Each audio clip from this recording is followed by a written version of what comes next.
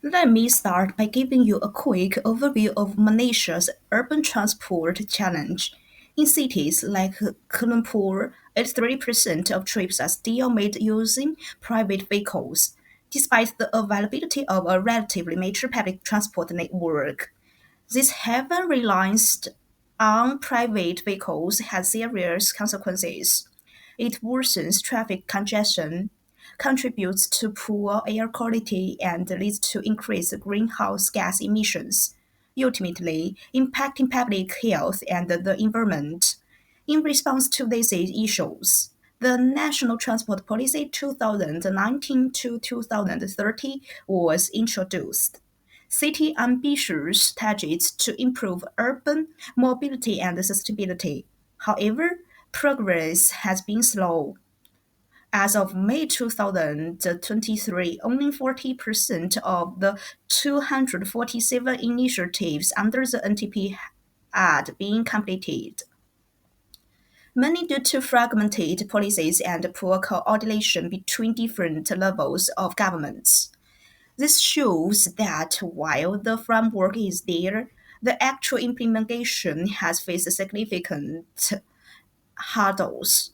Our goal today is to present evidence-based policy recommendations to address these gaps, helping Malaysia build a more efficient, inclusive, and sustainable urban transport system. Let's delve deeper into the core challenges that Malaysia's urban transportation system is facing. Firstly, rapid urbanization in cities like Kuala Lumpur, Selangor, and Johor has placed increasing pressure on the transport network.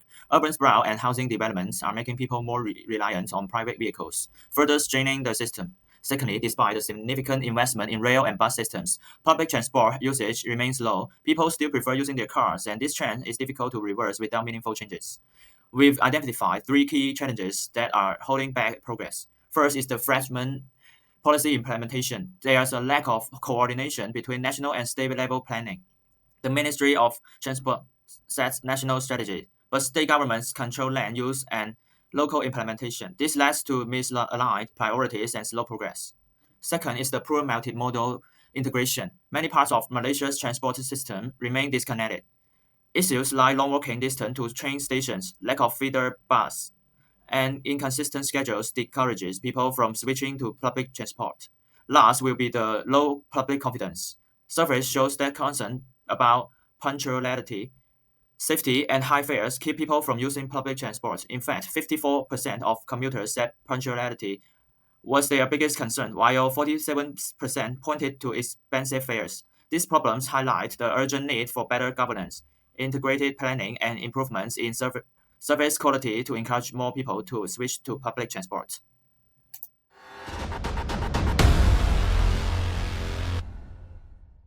In this slide, let's dive into the three critical policy gaps that are holding back the effectiveness of Malaysia's urban public transportation system. First, fragmented governance. Although the National Transport Policy 2019 to 2030 provides a solid framework, its implementation is often fragmented across federal and state governments. The Ministry of Transport sets a national strategy, but state government control land use and infrastructure planning. This misalignment between top-down national policies and local realities results in inconsistent planning and poor coordination.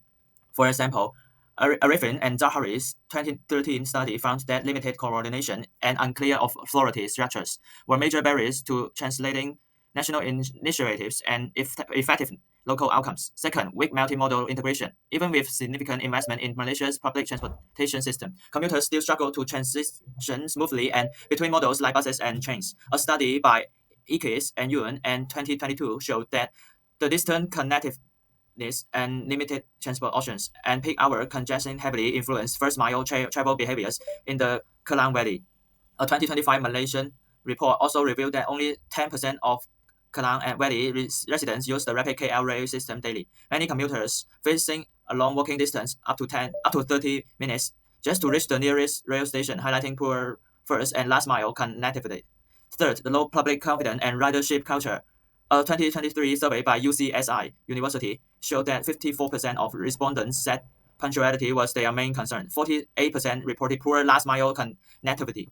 47 felt fares were too high. Safety and convenience issues also discourage many from using public transport.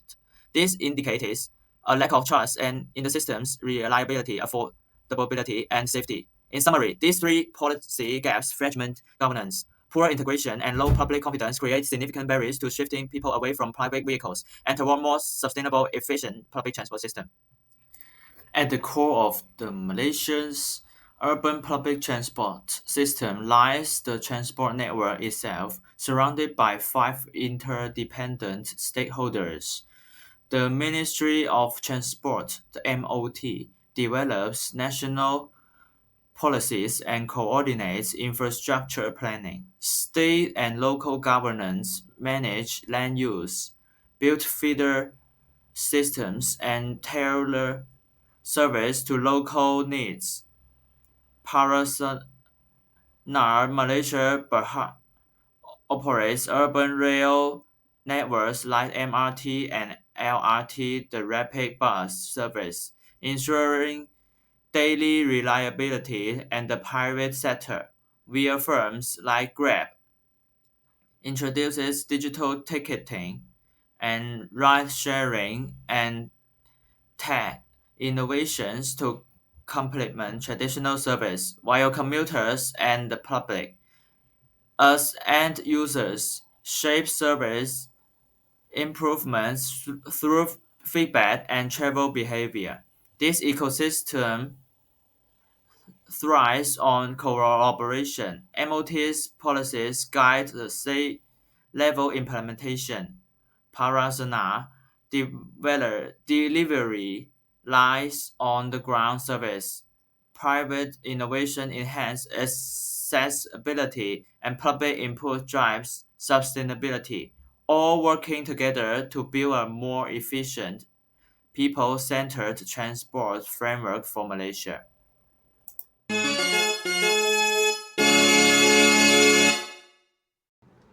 Our first recommendation is to establish a central coordinating body under the Ministry of Transport.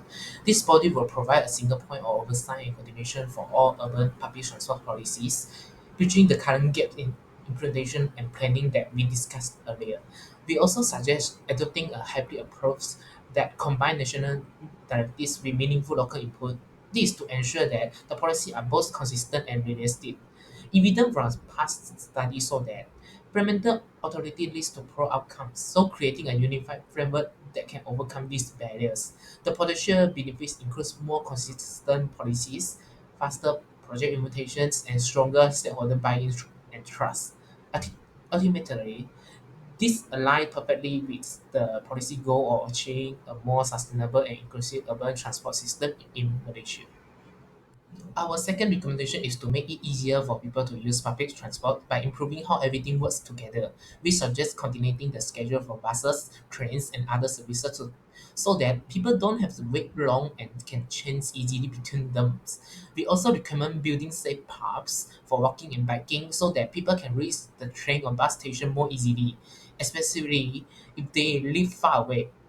There is a strong evidence that when people can easily get to and from public transport, they are more likely to use it instead of driving. These changes will give people a smoother and more comfortable way to travel and help reduce how much we rely on private cars. Our third recommendation is to introduce demand responsive transport, called as DRT. This means using small structural or minibuses that respond to real-time requests from passengers, giving them a flexible door-to-door options, especially in rural and urban areas that are harder to reach the public transport. We also suggest using ride-sharing technology like apps similar to Grab to make it easier for people to find and use these services. Research shows that DRT can really help boost public transport use and make it easier for people in areas with fewer options. The main benefit for this approach are that it gives better transport access to people in remote areas and make public transport more flexible and efficient because it adapts to when and where people actually need it. Our policy recommendations extend beyond simply improving Malaysia's public transport system. They are deeply connected to the broader goals of national development and global sustainability. Firstly, they support Sustainable Development Goals 11, sustainable cities and communities by promoting cleaner air, reduced congestion, and more inclusive urban environments. This means healthier cities and better living standards for everyone.